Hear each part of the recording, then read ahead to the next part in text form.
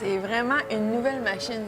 Écoute, ils ont absolument rien gardé de l'ancien Maverick quand ils ont développé le X3. Merci de me la laisser une couple de Ben, jours. ça me Je fait pense plaisir. que je vais y faire attention. OK. Fais juste pas faire de backflip, on va être correct. Je sais que t'en fais que ton Monster Truck, mais là, sur celui-là, tu peux te garder une petite jambe. Pour y faire attention, je voulais peut-être qu'on ouvre une capsule sur la maintenance des véhicules récréatifs. Bien, super bonne idée.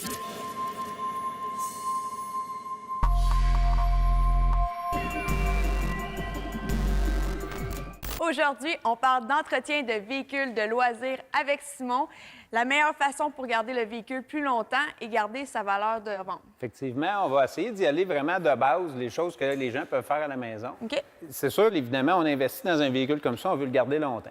Donc, on va essayer de faire l'entretien minimum. C'est sûr que notre concessionnaire peut toujours le faire, mais il y a des choses qui sont très importantes de faire à la base, dont nettoyer le filtre à l'air. OK. C'est qui va être la chose la Est-ce que l'accès est facile au filtreur, là? Bien, écoute, chaque véhicule est conçu différemment. Chez Can-Am, ils ont vraiment pris un souci là, de mettre ça vraiment accessible, toutes les choses à la même place.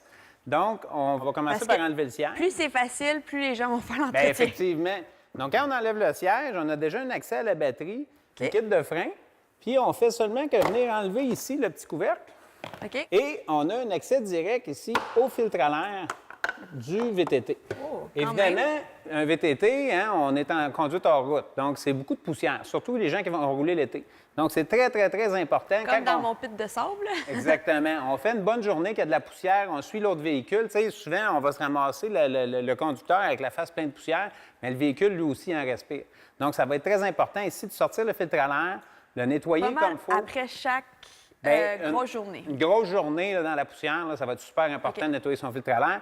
Parce qu'évidemment, si le filtre vient qu'à être bouché, bien, on a moins de performance. Puis à un certain point, à un moment donné, le moteur carrément va aspirer de la poussière. Puis là, on peut causer des dommages au moteur. OK. Donc, c'est quand même très, très simple. Vous avez vu, ça a pris quelques secondes à avoir accès au filtre à l'air. Donc, il n'y a pas vraiment d'excuse pour le faire. Est-ce qu'on doit nettoyer à l'intérieur ou... Bien, comme si on voit qu'il y a vraiment des dépôts, des choses comme ça, on pourrait le nettoyer avec un linge humide ou quelque chose comme ça. Mais évidemment, on ne va pas mettre de l'eau dedans parce que là, c'est un accès direct là, au moteur. OK. C'est pas mal semblable au motocross. Moi, je nettoyais mon filtre pas mal après chaque journée, là, juste c'est la base. pour être sûr. Ensuite de ça, bien là, évidemment, un motocross, tu vas lubrifier ta chaîne, ajuster ça. Là, on n'a pas ça dans le cas d'un VTT. C'est toutes des choses scellées. OK. Donc, ça va être un entretien périodique, je te dirais, tout dépendant. Il faut vraiment suivre les recommandations du manufacturier, mais ça va être environ un 3000 km qui vont recommander de faire un changement d'huile. Puis quand on arrive à des millages plus élevés, bien là, on va aller voir les huiles de différentiel, les choses comme ça. Donc, si on laisse la machine dans le garage, on a peut-être moins besoin de faire de maintenance. Peu importe qu'elle soit serrée à l'extérieur ou dans le garage, la maintenance, c'est vraiment avec un kilométrage, Avec tu n'as la pas le choix. distance. Ou même si quelqu'un ne l'utilise vraiment pas, bien, ça va être important quand même d'une fois par année de faire un changement d'huile pour justement renouveler les huiles, OK. des fois s'il y a de l'humidité, des Ben, choses je comme dis ça ça. parce qu'en quad, ça arrive des fois qu'on l'utilise seulement l'hiver ou seulement l'été. Donc, s'il y avait une maintenance de plus à faire ou... Oui, bien justement, quand le véhicule ne sera pas utilisé pour une période assez prolongée, bien là, on va justement là, faire une maintenance un petit peu plus approfondie avant de le laisser. Souvent, juste de mettre un petit chargeur sur la batterie pour garder sa charge tout le temps. Évidemment, d'avoir une huile fraîche dedans va aider aussi si jamais il y a de l'humidité dans l'huile. OK. C'est plein de petites choses qui peuvent faire la différence au bout de la ligne. C'est sûr. Pour la Quelqu'un qui va utiliser son véhicule seulement l'hiver ou seulement l'été, bien, on peut aussi jouer avec le grade d'huile. Aller chercher un grade d'huile d'hiver, une huile synthétique qui va permettre un démarrage à froid plus facile aussi. Naturellement, au Québec, on a le sel qu'on met un peu partout. Est-ce que ça peut endommager le VTT? Bien, écoute, c'est sûr que dans les sentiers de VTT, il n'y a pas de sel comme tel. Donc, tout dépendant, c'est vraiment quelqu'un qui va faire de la remorque ouverte. Bien là, évidemment, Même c'est un quand peu on comme la traverse voiture. d'un sentier à l'autre, il faut traverser une c'est route. quand même minime, ça peut minime. arriver, mais c'est sûr un bon lavage. Souvent, tu sais, ce qui peut endommager quelqu'un qui fait beaucoup de boue. Là, on va mettre plus de pression là, sur les joints d'étanchéité. OK. Là, ça, c'est sûr que le sable peut rentrer dans les différentiels. Donc là, il faut être encore plus minutieux là, Faut sur faire plus attention. Simon, au niveau de la suspension, que ça soit un côte-à-côte ou que ça soit un VTT, est-ce qu'il y a un graissage à faire? Oui, c'est sûr, tout dépendant évidemment de la marque là, de notre VTT. Le graissage va être différent parce que toutes les suspensions ne sont pas les mêmes. OK. Chez Can-Am, ils ont vraiment fait mis un effort accru pour minimiser cet entretien-là. Donc, au niveau de la suspension arrière, on n'a absolument rien à graisser. On a 2 points à l'avant sur la suspension avant. C'est à peu près tout. Donc, c'est vraiment de se fier à notre manuel d'opérateur, à regarder, voir sont où les points de graissage. Les choses qu'on va regarder, bien évidemment, les pneus. D'avoir des pneus en bon état. Est-ce que c'est comme un véhicule, on voit l'usage? Oui, bien, c'est sûr là, que là, un moment donné, on voit là, quand il y a moins d'adhérence, moins de coche, bien là. Les gens qui vont rouler beaucoup l'hiver aussi vont souvent utiliser des produits de traction. On va mettre des clous sur les pneus, qui sont sensiblement les mêmes clous qu'on va mettre sur les automobiles. Donc ça va nous donner beaucoup d'adhérence sur la glace, puis évidemment une sécurité accrue, là. Donc, en général, c'est vraiment de se fier au manuel du fabricant et de donner beaucoup d'amour à notre véhicule. Effectivement, il faut vraiment suivre l'entretien qui est recommandé, puis ça va être la meilleure méthode là, pour garder son véhicule longtemps. Bien, merci beaucoup, Simon, j'apprécie. Restez avec nous, on est de retour dans un instant.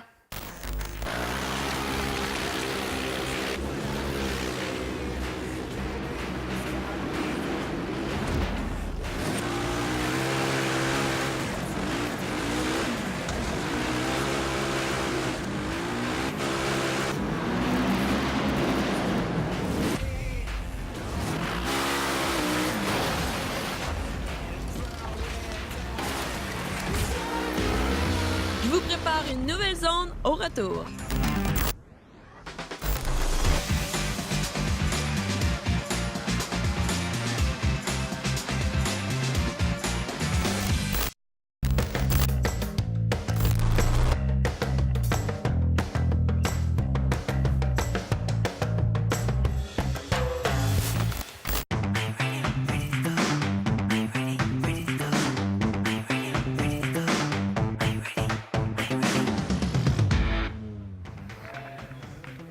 Une revue, ça donne beaucoup d'idées. Être chez un concessionnaire, ça donne d'autres idées.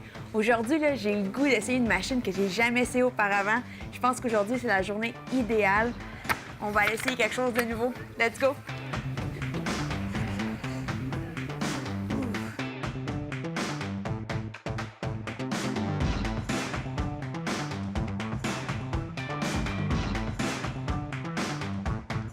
C'est le paradis. Ici, là, je passerai ma journée entière.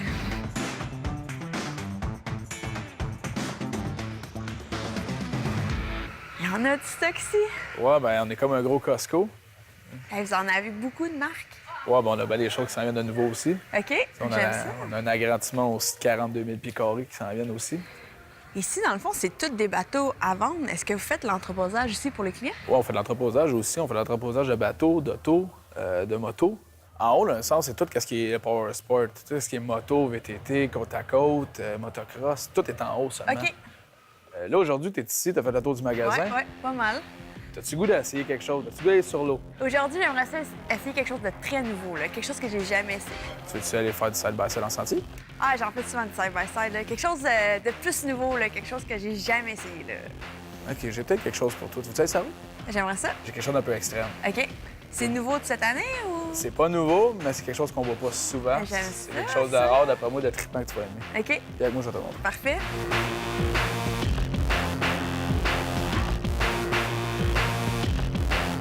Fait que, Cynthia, j'ai ça pour toi. J'ai trouvé le modèle, un T-Rex de compagnie. Wow! Hey!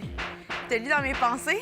Si t'aimes les sensations fortes, ça va vraiment être le véhicule. C'est parfait. manuel, là. Ouais, c'est manuel. Hey, j'ai Jean Paré qui est ici, justement, puis je pense qu'il fera un excellent copilote. C'est parfait, vous allez avoir du plaisir en masse. Cool! Ah, ben merci. Cool.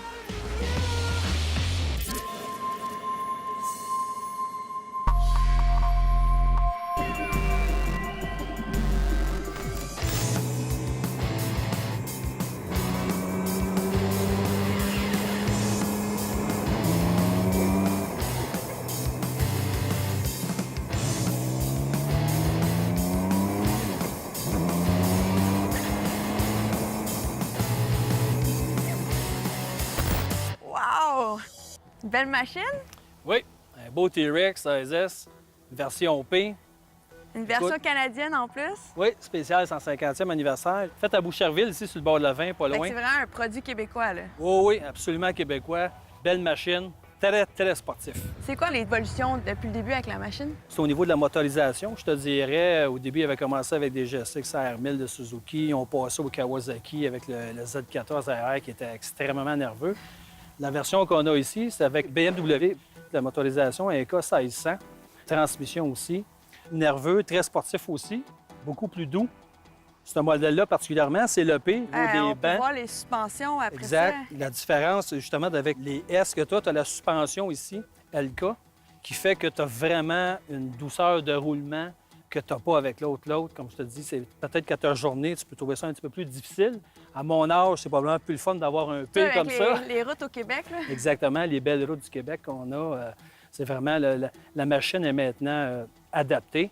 Toi aussi, tu peux voir au niveau du volant dans cette série-là, qui est une espèce de Suède. Tu as déjà de l'expérience avec un T-Rex? Bien, écoute, j'ai essayé ça il y a plusieurs années. Ça serait un retour. On va essayer celle-là. J'ai bien hâte de voir comment ça se comporte, les changements, parce que écoute, ça fait vraiment longtemps que j'ai essayé ça. Je ne suis plus à jour. Je te dirais là, que c'est la première fois que je suis un peu nerveuse. Je sais que ça a beaucoup de puissance, puis on est bas, on est très bas à terre. Exactement. Tu vas t'apercevoir qu'au niveau de la vision et de la route, c'est assez impressionnant. Particulièrement si on croise des gros camions sur la route. On sent Exactement. Tu vas rester assez surprise, merci. Mais c'est un véhicule qui est vraiment le fun à conduire. Par contre, il faut quand même être prudent parce que sur ce genre de véhicule-là, tu n'as aucune assistance de conduite. OK. L'assistance de conduite, c'est toi. C'est toi. Alors, tu vas dans les limites que toi, tu es capable d'aller et que tu connais parce que tu n'as pas d'ABS là-dessus, OK. tu n'as pas d'antidérapage, tu n'as pas d'antipatinage. C'est toi qui contrôles la rien. machine, là. Exactement. Jean, est-ce que ça prend un permis spécial pour conduire un T-Rex? Non, tu n'as pas besoin de permis. Ça prend seulement ton permis de conduire, puis tu prends la route, il n'y a pas de problème. Je pense que je suis prête à essayer ça. Je suis un petit peu nerveuse, mais pas mal excitée. Ça va bien aller, tu vois, on va avoir beaucoup de plaisir, beaucoup de sensations au volant d'un T-Rex. Ah, cool. Parfait, on essaye ça.